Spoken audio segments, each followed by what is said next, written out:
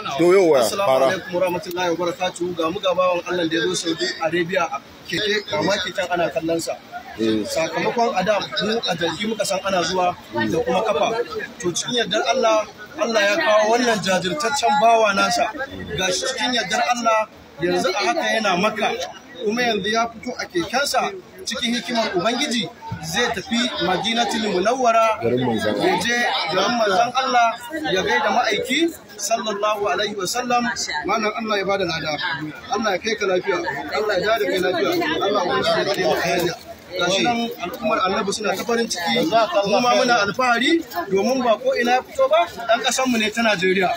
Don haka muna farin ciki kuma muna ƙara ƙaunar ƙasanmu, kuma ƙasanmu ta taka rawar gani domin ɗan Najeriya yau gashi a Saudi Arabia a ƙafa. Wassalamu alaikum wa rahmatullahi wa barakatuh. Allah ya saka masa da alheri. Allah ya saka da alheri. Hutan.